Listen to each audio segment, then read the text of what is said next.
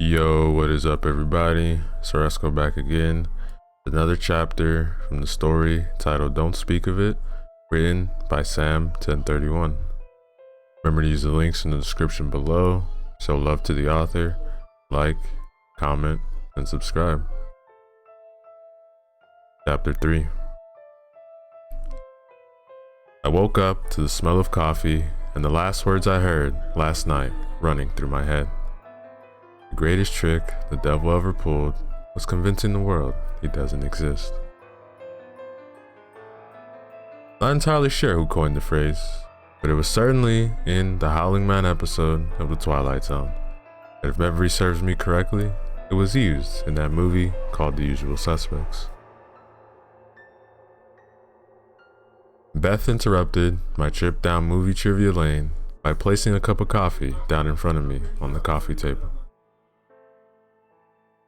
I thought that putting coffee on a coffee table must be the equivalent of lifting forks with a forklift. My inner monologue is way funnier than my outer one, I thought. Were you able to get any sleep, honey? Actually, I did get a few hours. More than usual, I would say. Oh, that's good to hear. Nothing to worry about, honey. Feeling a little bit better. Might even try to take a nap today. I went through the normal morning routines in an effort to get everyone out of the house so I can begin my investigation. All went as planned as both kids and the wife left the house to begin their day. I immediately went to the backyard to where the garbage cans are to begin my epic duster diving career. To my surprise, when I lifted the lid, the notebook was sitting on top of all of the trash.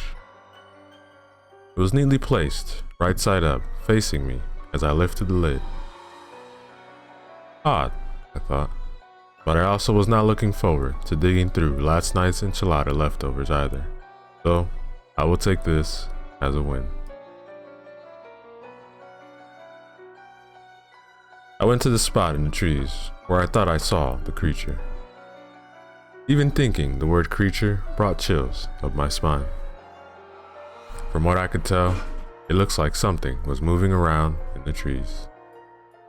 There were broken branches and some flattened bushes that would suggest something larger than a house cat had been creeping around back here. Nothing to suggest it had been last night, nor if it was the monster from the drawings. Monster. I graduated from creature to monster in mere moments. Maybe I should take that nap, thought to myself. I spent what was left of the morning and the greater part of the afternoon studying each page of the notebook, careful to not overlook any of the notes scribbled around the drawings on the pages. When I first opened the notebook, it opened on one of the drawings of the creature that I am now calling the Howling Man. I figured I might as well give it a name, seeing as to how I am obsessed with it, and it's the least I could do.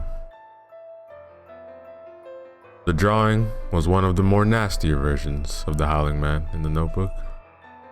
It was a full body shot, but what made this one unsettling is how he appeared to be looking at you. I say looking, but smiling would be more accurate. It's not happy. It's not happy at all. It's up to something. Something terrible. Even using the word smiling doesn't do it justice. I think smiling sounds happy. This thing is not happy. It's devious. In most of the sketches, it is smiling, but in this particular one, I feel like it's really looking at me, like one of those paintings at Hogwarts. I flipped through the notebook, trying my best to avoid that particular drawing as best as I could, looking for any information I could find about the Howling Man. I I found an excerpt from what I believe to be the man who gave me the notebook. He seemed to be retracing the events that led him to write the notebook. He wrote how the creature showed up and would not go away. The visits from the creature were always in the middle of the night, and they became increasingly violent as time went on. He never elaborates as to what he means by increasingly violent, but that seemed to freak me out a little. He says it spoke to him, but doesn't say what it said. As I read more, he also mentions that he does not believe it can come inside, that you need to go outside for it to get you. Get you? This thing can get you? I felt that jolt of fear, reminding me again that I fucked up. The last two things he wrote was 3:44 a.m. and he needed to tell Dale. After reading this, I flipped back to page 1, to the paragraph that was addressed to Dale. He wants to kill it. He believes it needs to be killed at 3:44 a.m. Speaking of it, draws it in. You could write about it or draw it. I guess that explains the notebook. Based on this information, I came to the conclusion that must have been why the driver was going so fast. He was trying to get Dale, and apparently he was in a hurry because whatever it is was going to get him.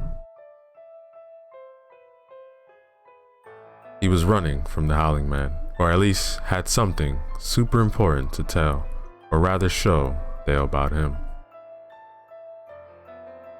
I sat there considering all of this and decided that I was potentially going off the deep end.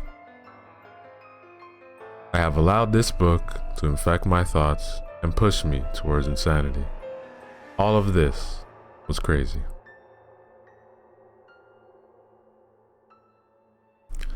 "3:44 a.m. Dale, the notebook, the Howling Man, are all the rantings of somebody who obviously had issues, and now those issues are being passed on to me. I will end this once and for all tonight. I will see if the Howling Man returns.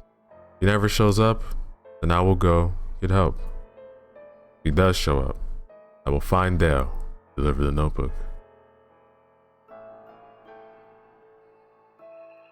I set my alarm for 2 a.m. just in case, but I woke up at 1:45.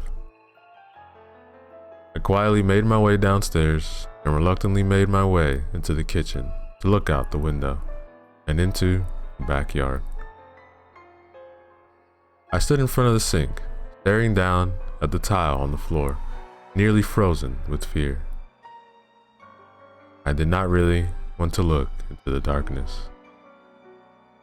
I was afraid that it wouldn't be there and I would be certified crazy. I was even more afraid that it would be there.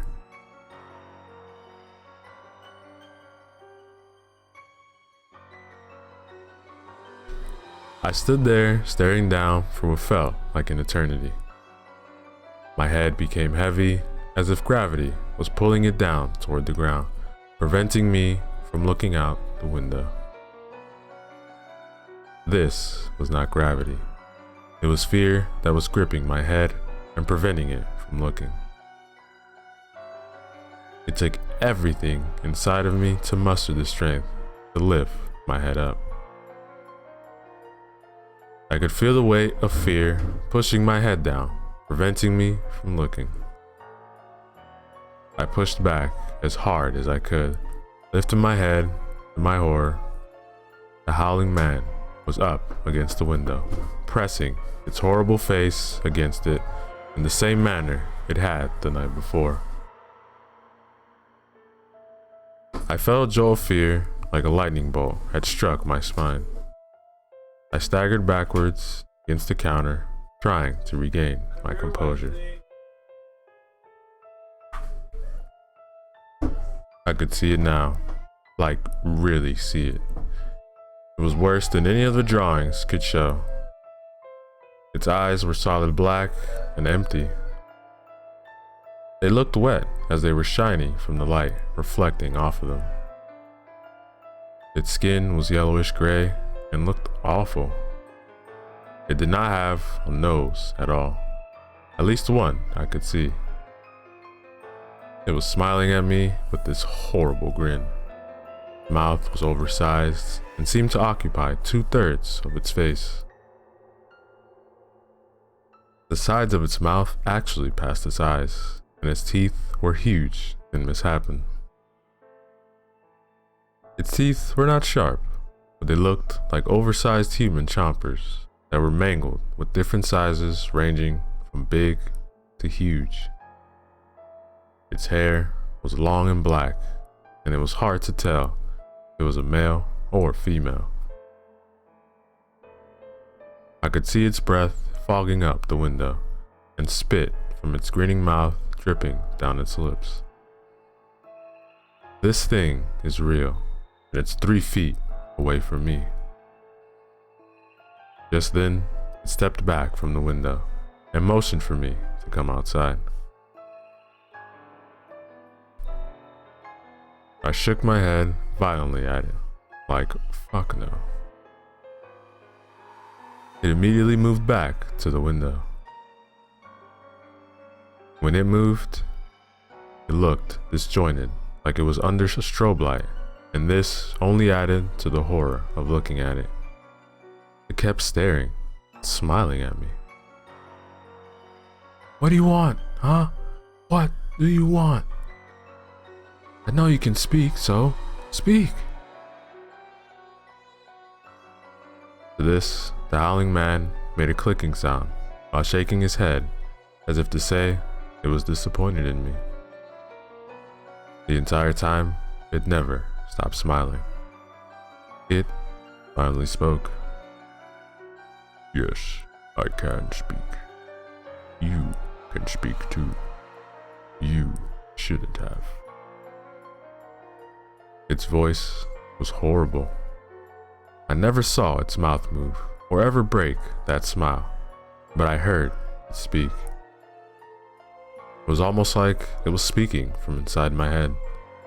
It wasn't exactly a man or a woman's voice. It just sounded horrible. Just hearing it made my skin crawl. "I read your notebook." "I read your notebook. You should have listened to it. It's going to cost you." "Cost me what, huh? It's not my notebook. It was given to me." "Dale can tell you my price. You don't have much time." I sat there, staring back at it as it walked slowly backwards, all the while never breaking its gaze, and it never stopped smiling. And then it was gone. I turned and looked at the clock, and it was 3:45 a.m. Holy shit. I've been talking to this thing for 2 hours? That jolt of fear went through my body again. I need to find Dale. I have really fucked up. Now, ladies and gentlemen, is the end of chapter 3.